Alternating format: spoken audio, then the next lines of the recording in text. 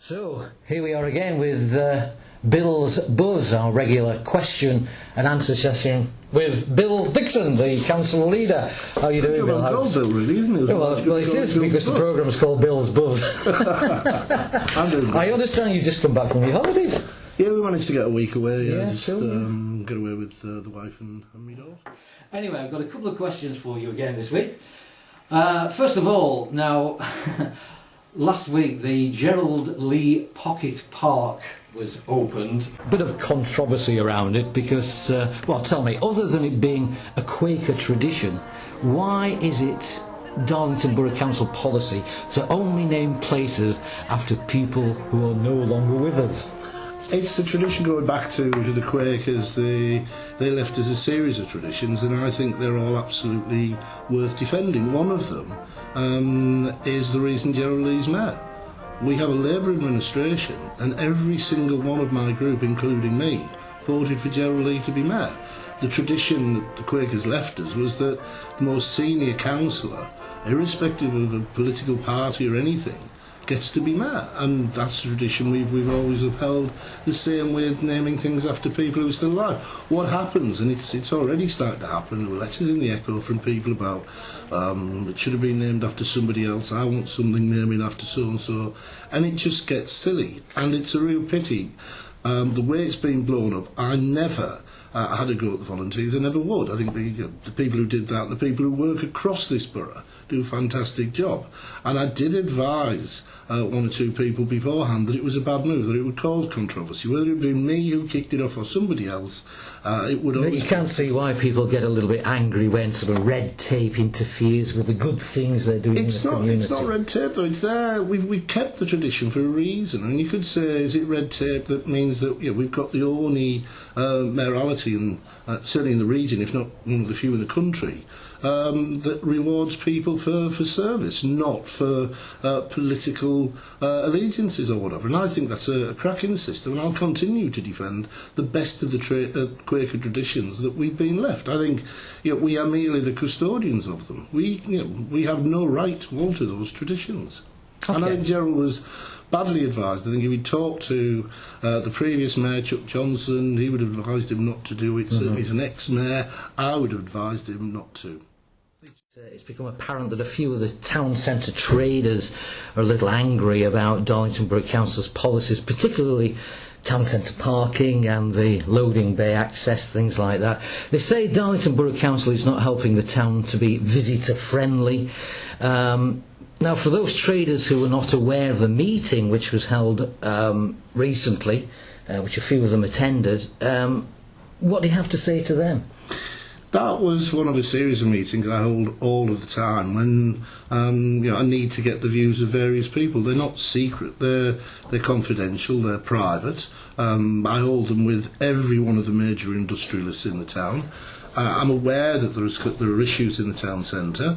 The town centre is trading better than anywhere else in the North East, but that's not good enough. We need to do better if we can. I'm conscious that there are problems. Now, we've got a town centre board and we've got the business improvement district and stuff, and I just wanted to get the take of some quote ordinary traders, people who, some of which I knew, most of which I actually didn't know before we met. And their views were quite interesting. We're looking at them. They were very clear that yes, parking is an issue, but they understand the issues around it. But there are other things they raised which we're going to look at and bring forward in the autumn, in the run-up to Christmas, because the challenge that we do face isn't now. We don't have a significant car parking problem. But the theatre will kick off, the cinema will kick off its building phase within the next 3 or 4 weeks, and we will lose car parking for Christmas, and we need to address that, and I'm conscious of that. So we need to work out what we're going to do. In terms of the loading bays, it was the traders themselves who asked for the loading bays to have a time restriction on, so we put the time restriction on. Then they asked for it to be doubled, so we doubled it, and then they complained that members of the public are parking in there. All sorts have two edges. Now, more than happy to talk to them. But while I've got the chance, one of the myths that I would like to explode, people say that the traffic wardens stand and wait to catch you. They don't. We have a policy that you will not be given a ticket unless you're in a totally restricted area for 10 minutes.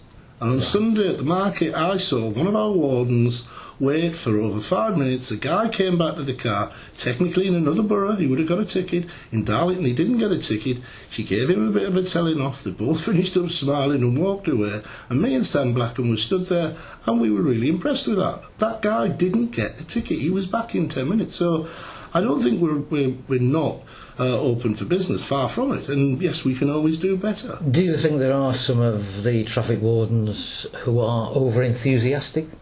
Yes, I do. I'll admit that I do, and I've made it plain that my view of the good wardens is the warden that I saw on Sunday.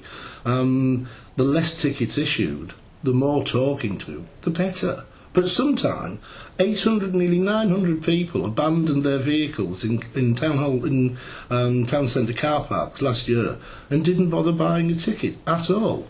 Now, my view is that you're going to leave with a ticket, either one you buy or one we give you for free, but the free one will cost you 30 to 60 quid. So, yeah, it's infringements like that. It's the old story about everybody wants a bus stop, but not outside my house. Everybody wants to find a parking place, but if people overstay, well, we've got to have some method of regulating it. Okay, Bill, well, let's move on now to anything you'd like to say. Actually, I know we've got the Festival of Thrift coming up soon, haven't we? And I know you're... It is. I'd just like to publicly blame them for me becoming addicted to making bacon and sausages. Anybody who's never been to the Festival of Thrift, go along. You don't have to do the bacon course or whatever. I did bacon making last year, and I've never stopped since. I'm really sad. I've got pictures of bacon and sausages on my phone that I take. It's a really popular event, isn't it? Anyway, be very careful what you choose, because it may change your whole way of life. But no, it's great. And ironically, by Saturday lunchtime, we had Brighton, Croydon, several other places were saying, "Oh, well, it's our turn next year to run it," and we were saying, "No, it's not. This is ours." And thanks to John Orchard and the people at Lingfield Point, who do a fantastic job all year round, but here, in particular with the Festival of Thrift, that is a festival that we can be genuinely proud of. Excellent. Is there anything else coming up that you know about that is in the offing? That I can tell you without killing you. Yeah, I know there's a lot of controversy going on about, will the cinema be built, will it not be built? Yes, it will be built. They'll start working, as they say, late August, early September. Okay.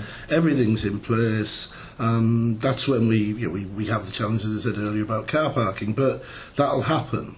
The building behind us will be completed on time and on budget, and the civil service will be moving in around January.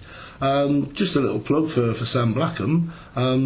He's managed to rope nearly all of the 400 civil servants into doing his town centre tour. And I think that's fantastic. That's volunteering, and it's very... This is Alex, isn't it? Alex Blackham. Sorry, Alex, not Sam, yes. Alex, not Sam. Yeah. And if people want to do the tour, I'm sure they can get to Alex through your website. Sure, it's a fascinating tour. The one thing that, when I get a chance, I like to do them with him, certainly end up at the town hall and explain some of the things here, which I've explained to you. But the one thing I always say to people is, look up. Don't look at the floor, don't look at the shop in front of you. Have a look at lots of lovely buildings. We have some fantastic architecture in this town, which I suppose leads on to the great job they've done at the Civic. And thanks to Lee, Craig, and all the other guys. Majestic. The Majestic. Sorry, what did I call it? The Civic. The Civic. Sorry, no, the Civic. The Majestic. And I wish we could get more developers like the people who've done the Civic. The Majestic. Sorry. And for that reason, I was more than happy to step in and ensure that we could do a deal with the seating. Everybody's happy. The seating's in a really good place. It's where it should be, and the fantastic building's back in productive use. So something to look forward to. That should open very soon as well, I think. I think they're very close to it, yeah. And something to look forward to. They're only opening the ground floor to start with, but bit by bit they'll run through it. And part of the deal that we did about the seats was that they would look to run 2 benefit events, one for St Teresa's Hospice and one for the Dogs Trust out at Sadburge. Okay. Now I'm going to get into trouble now by other charities. There are other Why did you charities. pick us? Bill, Everything I say goes. thank you very much again, anyway, for joining us on Bill's Buzz. Always a pleasure. And we'll be doing it again in a few weeks' time.